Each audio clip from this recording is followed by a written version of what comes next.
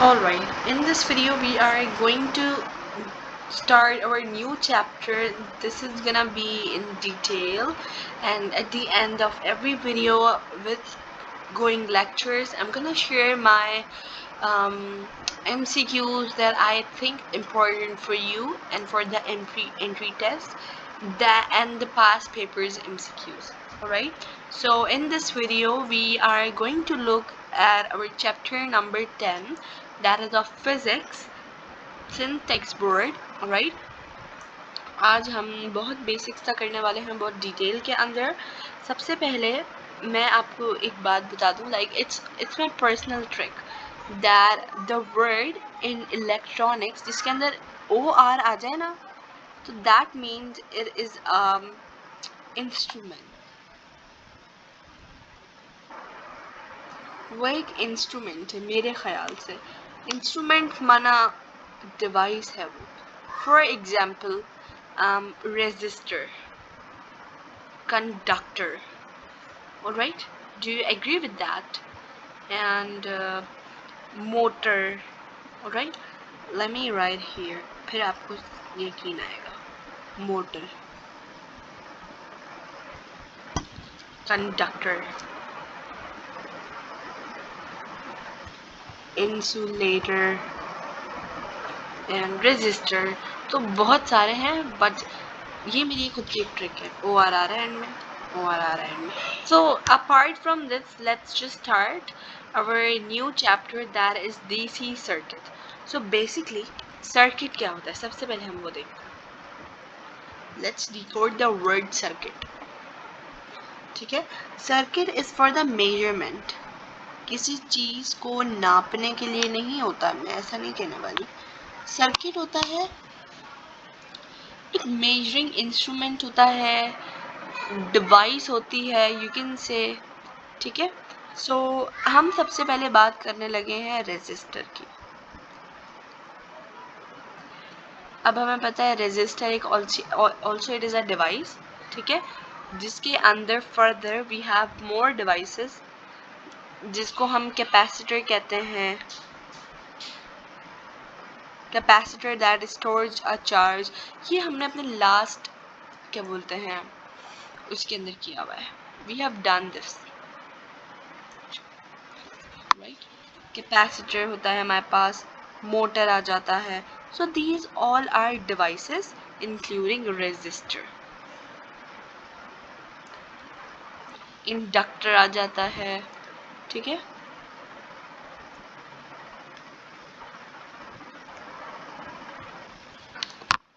I hope that मैं end में बताऊंगी व्हाट इज इंडक्टर. हम इंडक्टर के बारे में भी बात करेंगे. ठीक है, so when it comes to the conductivity की कौन पास करता है कौन पास नहीं करता, तो वो भी हम डिस्कस कर ही लेते हैं. That's very basic. कंडक्टर के अंदर से, अच्छा, इलेक्ट्रिसिटी जो पास होती है वो पास होती है कंडक्टर के अंदर से. कंडक्टर के अंदर से इलेक्ट्रिसिटी जो पास होती है ना, दैट पासेस इजीली, राइट.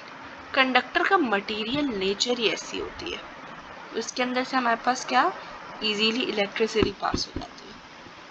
ठीक है, but when it comes to the insulator, तो हमें पता है इंसुलेटर एक ऐसी डिवाइस है जिसके अंदर से इलेक्ट्रिसिटी नहीं पास होती. तो हम शॉर्ट फॉर्म में स्टॉप लिख देते हैं. ठीक है, but when it comes to semiconductor तो क्या होता है, जल्दी से अभी सोच लें, देन टेल. सेमीकंडक्टर के अंदर हमारे पास क्या होता है,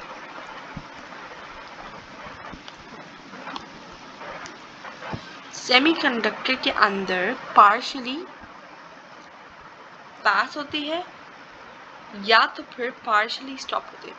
मतलब पास भी हो सकती है और पास नहीं भी हो सकती है. So that is known as semiconductor.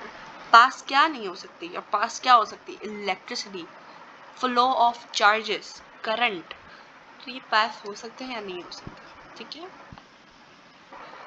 Alright, now we are going to start something that we have discussed many time. We have learned in our 9th grade, 10th grade, बहुत अच्छे से हम पढ़ के आ चुके हैं, and I think we should discuss it. Alright, let's end the curiosity because this is gonna be my favorite chapter. I is equal to Q upon T. सबको पता होगा, I know, but किसी को नहीं पता तो we're gonna learn it, right? कोई बात नहीं. The rate of flow of charges in a conductor per unit time is called. देखिए, मैं फिर से पढ़ देती हूँ. The rate of flow of charges, Q किससे डिनोट, Q से क्या डिनोट होता है? चार्ज होता है, ठीक है. The rate of flow of charges और the flow of charges in a conductor, हम ये भी बोल सकते हैं, per unit time. चार्जेस का फ्लो होना, मैंने कुछ देर पहले ही बताया था कि जब चार्जेस फ्लो होंगे तो किसी चीज़ के अंदर करंट पैदा होगा. पर यूनिट टाइम होगा, करंट पैदा होगा चार्जेस की वजह से, Q upon T, per unit time, and that will called as current. And the SI unit of current is coulomb upon second, जिसको हम एम्पेयर भी कहते हैं. कूलम अपॉन सेकेंड नहीं करते, अभी मैं आपको बताती हूँ. कूलम सेकेंड होता है, कूलम अपॉन सेकेंड नहीं होता है. I am so sorry. So the SI unit of current is ampere, जिसको हम AM से भी शो कर रहे होते हैं, right. And 1 ampere is equal to, अगर हम लिखें तो 1 कूलम अपॉन 1 सेकेंड, ठीक है. देन अगर हम एक कूलम की बात करें, एक चार्ज की बात करें, तो 1 coulomb is equal to 1 ampere into 1 second. Charge इस तरह से भी डिफाइन हो सकता है, coulomb into ampere into second हमारे पास चार्ज डिफाइन होता है, ठीक है. कूलम इंटू सेकेंड नहीं होता, बट कूलम पर सेकेंड होता है. आई एम गोना शेयर, अगर मुझे याद आता है, राइट. कूलम मैं लिख देती हूँ. कूलम पर सेकेंड जो होता है ना, वो इलेक्ट्रिक करंट को ही कहते हैं, ऑफ कोर्स. तो कूलम पर सेकेंड भी हम बोल सकते हैं, राइट. देन अगर हम बात करें एम्पेयर सेकेंड यूनिट किसका होता है, तो ampere second is the unit of charge. यहाँ से हमारे पास चार्ज का निकलता है, एंड कूलम पर सेकेंड जो निकलेगा ना हमारे पास, वो हमारे पास करंट का निकलेगा, गाइस. ऑलराइट. सो ये बहुत बेसिक सी बात थी, and I hope that is clear. अब now we are going to talk about electric current depend upon, ठीक है. ये डिपेंड वाली बातें तो अब बहुत आने वाली हैं, तो be prepare of that. And electric current किस पे डिपेंड होता है, so let's see and let's find out. I know I'm a bit lazy, but चलो let's do it. Alright. Electric current किस पे डिपेंड करता है? सबसे पहले limit of the current flow through a specific value, right.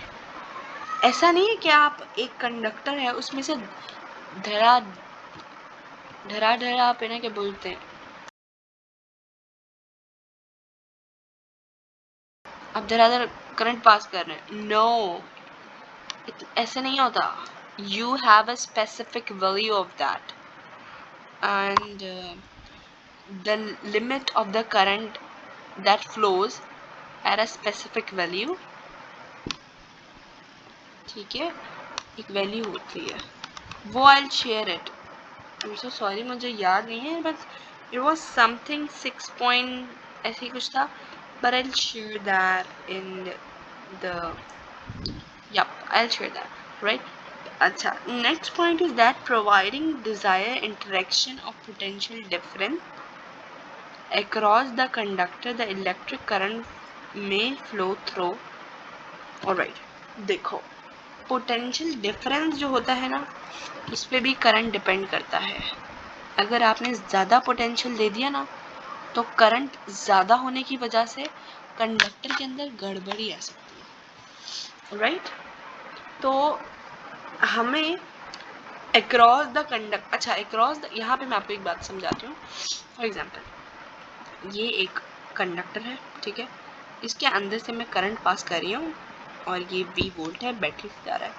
तो हमने क्या करना है, इन पूरे के अंदर यहाँ पे एक बैटरी, यहाँ पे समझे आप, यहाँ पे करंट जा रहा है 0.5, यहाँ पे जा रहा है 0.1, ठीक है।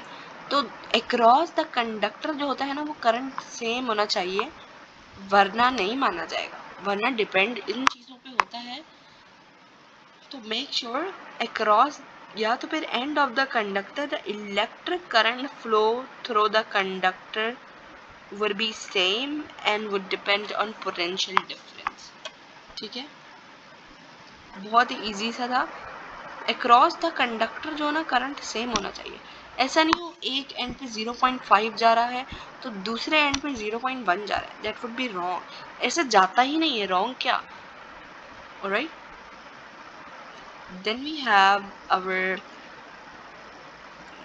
नेक्स्ट द क्या बोलते हैं कंडीशंस, जो कि हम क्लियर करने वाले हैं, क्योंकि आप जितना करंट दोगे, जितना पोटेंशियल लगाओगे, उतना ही करंट जाएगा, ठीक है। तो कैन वी से दैट अगर आप पोटेंशियल ज़्यादा लगाओगे तो करंट ज़्यादा जाएगा, अगर आप पोटेंशियल और ज़्यादा करोगे तो करंट और ज़्यादा, अगर आप पोटेंशियल और ज़्यादा करोगे तो करंट और भी ज़्यादा पास होगा। दैट मीन्स पोटेंशियल का और करंट का डायरेक्टली रिलेशन है, ठीक है। I hope that is clear. अच्छा, इलेक्ट्रिक करंट के क्या बोलते हैं, I had a lot of good MCQs. If I were able to share it, I'm gonna do that, right? And yeah, thank you so much for watching this video. अच्छा, electric current जो होता है ना, positive से negative जाएगा तो that will be called as electric current, and negative से positive जाएगा तो that will be called as electronic current, ठीक है। हम थोड़ी और इम्पॉर्टेंट बातों का आई थिंक क्लियर कर लेते हैं, because as it is a topic, तो हमने शुरुआत की है, तो वी कैन अच्छा, current flows from positive to negative will be known as electric current, mark my words, ठीक है, please don't get confuse in this. And if the current flows from negative to positive, so the current will be electronic current. So basically हम current को कहते हैं कि the flow of charges in a conductor in 1 second is called current, या तो फिर we do say that the flow of charges in a conductor in 1 second, ये भी वही बात कह दी मैंने, I'm so sorry, okay. So let me share a few more important points. The current ऐसा यूनिट जो होता है, दैट इज़ हमारे पास 1 coulomb upon 1 ampere, and coulomb is the ऐसा unit of charge, we know that, we have discussed over here. And यहाँ पे क्या बोलते हैं, yup, this was air, and current basically is a scalar quantity. You need to remember it because it's very important to be know this. It is a scalar quantity. Alright, and 1 coulomb charges flow through a conductor in 1 second is called current. ये MCQs, ठीक है, Whatever I'm speaking, write it down because I cannot write मेरे net में कुछ खराबी आ गई. I'm so sorry.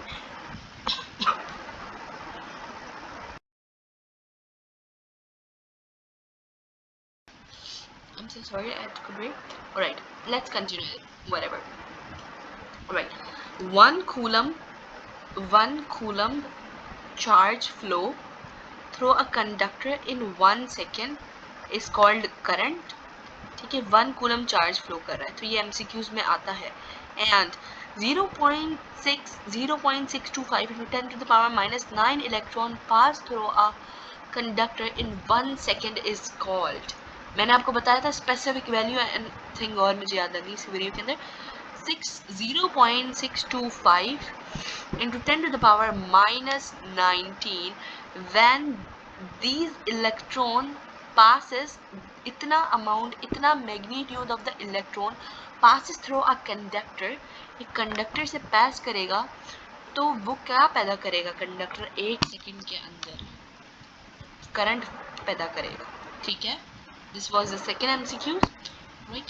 Third MCQs would be 1 ampere current flow through a circuit in 1 second. 1 ampere current flow in 1 second. 1 ampere current flow in 1 second क्या होता है? Ampere circuit में हम किसको कहते हैं? चार्ज कहते हैं. Is 1 charge.